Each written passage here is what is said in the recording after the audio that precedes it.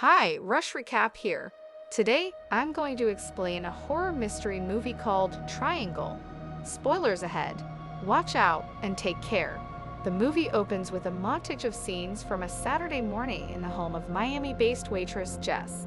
She is a single mother, and her son Tommy is on the autism spectrum.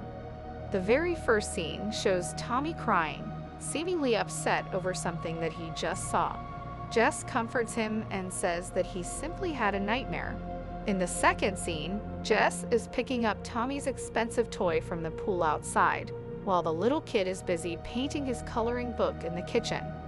The scene quickly cuts to Jess sweeping up the spilled paint from the kitchen floor. She ends up staining her floral dress, which makes her very angry. At this moment, someone rings the bell to her front door, but when she goes to check, there's no one outside. The scene then shifts once more, and Jess, now dressed in a white top and jean shorts, hurriedly packs a big duffel bag with her clothes. She then grabs the keys to her home and gets ready to go somewhere when suddenly her eyes fall on a sticky note on the refrigerator. It is a reminder to meet her friend Greg at the Florida harbor at 8:30 a.m. that very day.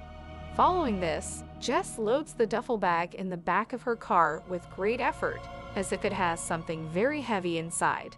The mother and son then make their way to the Florida harbor, where a private yacht named the Triangle is waiting for them. The yacht's owner, Greg, has organized a small trip to the sea for some of his friends, including Jess.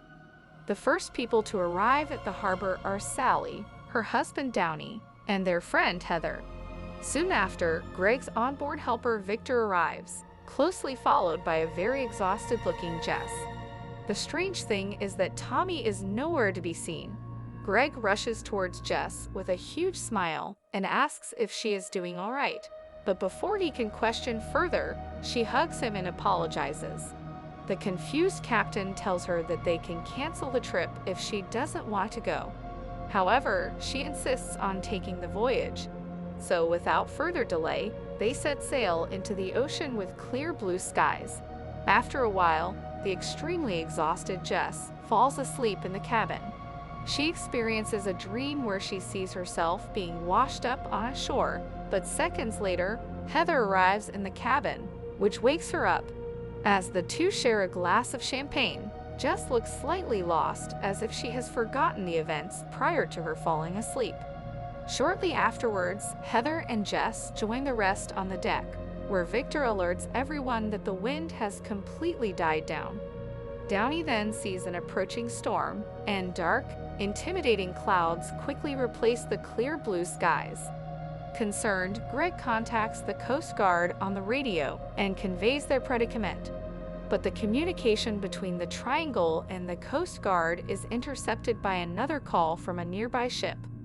Greg hears a female voice shouting that everyone on board is dead. Worried, Greg asks for her coordinates, but the communication is abruptly cut off as the storm hits their yacht. Victor and Greg rush to the deck, trying to avert any potential disaster, while the rest huddle up in the cabin with life jackets on. The yacht eventually overturns, and Heather ends up drowning in the water. In a surprising turn of events, the freakish storm passes as quickly as it came. The clear blue skies return once again, and the remaining 5 passengers sit upon the overturned yacht. But they don't have to remain stranded for long, as a large cruise ship named Aeolus floats into their view. A relieved Downey notices the silhouette of someone looking at them from the deck and waves enthusiastically. Soon, the ship passes by, close enough for them to climb on board. As the 5 move through the desolate corridors, it seems like there's no one on the ship. In the meantime, Jess gets a feeling of déjà vu, as if she had previously seen these corridors. Downey diverts their attention to an old framed picture in the corridor. It says the ship, Aeolus, was constructed in 1932 and explains the Greek mythology behind its name. Aeolus is the father of Sisyphus, a man who was condemned by the gods to push a rock up a mountain for eternity. Suddenly, they hear a loud clanking sound, the noise of something falling on the ground. Victor investigates it only to find a key ring with 2 separate keys and a picture of a young boy. To Jess's surprise, she recognizes that the key ring belongs to her, and the picture is of her son. This confuses her, and she swears that she had the keys when she boarded the yacht. Next, the 5 stumble into a ballroom with neatly arranged food, as if there were preparations for a feast. As they are looking around, Jess sees the reflection of someone in the mirror and alerts the others. Victor immediately goes in search of this mysterious person. Shortly afterward, Greg and Jess leave to find the captain of the ship, asking Sally and Downey to wait in the ballroom for Victor. In the next scene, Jess and Greg are walking past the deserted corridor when their attention is drawn to the sound of running water coming from room 237. On the room's mirror, they find a message written in blood: "Go to theater." Greg dismisses the message as some prank by the ship's crew, but Jess is thoroughly spooked. As a result, they get into a mild argument and she decides to return to the ballroom while Greg walks towards the theater. When Jess reaches the ballroom, she is surprised that Downey and Sally are not there.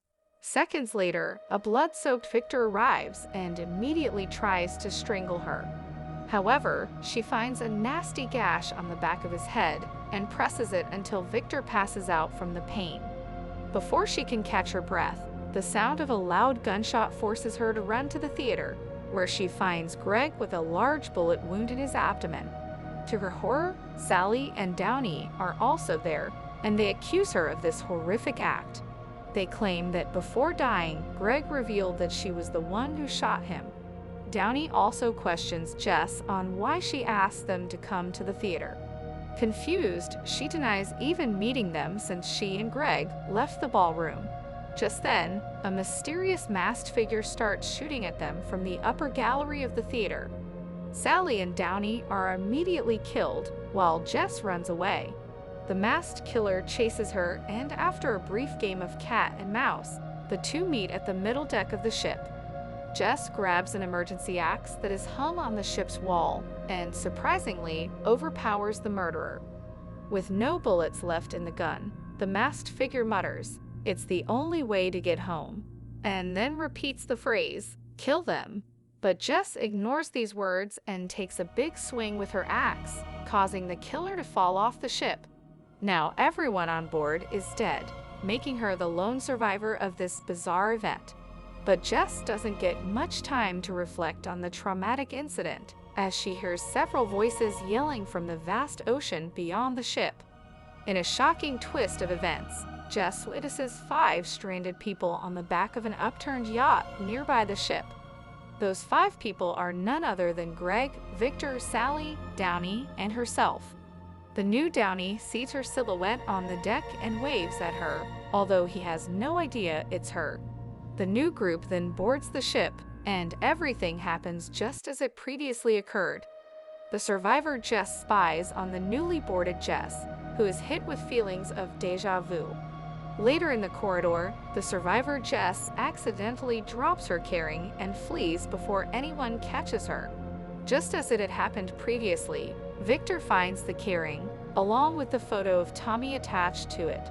In the next scene, survivor Jess goes to the ballroom and hides behind a pillar.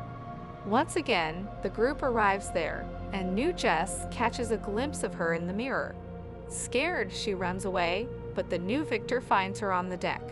Survivor Jess reveals to him that there is a copy of herself downstairs in the ballroom, and that they're all going to die. As the conversation between the two becomes intense, Victor backs up towards the deck's wall and accidentally crashes his head against 2 sharp pins. The impact causes a deadly gash on the back of his head. This freaks survivor Jess out, so she runs towards the engine room of the ship. There, neatly tucked in a cabinet, she finds the crew uniform which the masked killer was wearing. Nearby, she also finds several shotguns along with ammunition. By this time, she realizes that the events that previously happened are repeating themselves. Hence, there will be someone who will shoot the new Sally and the new Downey in the theater. Survivor Jess then takes the shotgun, goes to the ballroom, and hides behind a pillar, just as the new Jess encounters the bloodied Victor.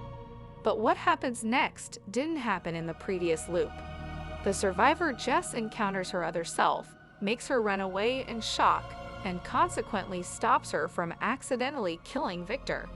Nevertheless, Victor seems to have lost too much blood, and he passes away on the floor of the ballroom. By the time survivor Jess reaches the theater, Greg is already dead, but Sally and Downey are still alive. The masked killer also shows up at the balcony, and survivor Jess shoots at him or her. The bullet barely misses the top of the killer's head, but causes a flesh wound, which begins to bleed. Using this opportunity, Sally, Downey, and the survivor Jess run away from the theater to an empty corridor, joining the others on the yacht. As the yacht sets sail, the events that transpired before start to repeat themselves once more. Jess, now fully aware of the time loop she is trapped in, tries to alter the sequence of events to find a way out. Despite her efforts, she finds that certain events are inevitable and that the cycle continues. As the storm approaches and the yacht overturns, Jess's actions become more frantic. She tries to warn the others and change the outcomes, but each attempt only leads to the same conclusion. The 5 passengers end up on the overturned yacht, and they board the Aeolus once more. On board the Aeolus, Jess's awareness of the loop grows stronger. She sees multiple versions of herself and the others, realizing that they are all caught in an endless cycle of death and rebirth. She becomes determined to find a way to break the loop, but every action she takes seems to reinforce the cycle. In her final confrontation with the masked killer, who is revealed to be another version of herself, Jess comes to a devastating realization. The only way to break the loop is to accept her fate and let go of the guilt and regret that have been driving her actions. The masked killer's last words, "It's the only way to get home," take on a new meaning as Jess understands that home is not a physical place, but a state of acceptance and peace. With this understanding, Jess decides to face the inevitable with a sense of calm. She allows the events to unfold as they must, knowing that her attempts to change them have only perpetuated the cycle. As she falls into the sea once more, she finds herself washed up on the shore, just like in her earlier dreams. Back at her home, the scenes play out exactly as they did in the beginning. This time, however, Jess watches with a sense of detachment, knowing that she cannot change the past, but can learn from it. She sees her abusive self and realizes that the real journey is not about escaping the loop, but about coming to terms with her own actions and finding a way to move forward. In the final moments of the movie, Jess boards the taxi once more. This time, she tells the driver that she understands now and that she needs to move on. The driver nods, and Jess is taken back to the harbor. She sees the yacht and her friends waiting, but instead of joining them, she walks away, symbolizing her decision to break free from the cycle of guilt and regret. The movie ends with Jess standing on the shore, looking out at the sea with a newfound sense of peace. She knows that the journey to healing and acceptance is ongoing, but she is finally ready to take the first step. The screen fades to black, leaving the audience with a sense of closure and hope for Jess's future. As we reach the end of this gripping journey through Triangle, we're left pondering the complexities of fate, guilt, and the human psyche. Jess's story is a haunting reminder that sometimes our greatest battles are fought within ourselves. Thank you for joining us on this deep dive into the mysterious and chilling world of Triangle. If you enjoyed this recap and analysis, don't forget to like, share, and subscribe to RushRecap for more in-depth looks at your favorite movies and TV shows. Hit the notification bell so you never miss an update, and leave a comment below with your thoughts on the film and what you'd like to see us cover next. Until next time, keep questioning the loops in your life, and remember, sometimes the only way to move forward is to accept and let go.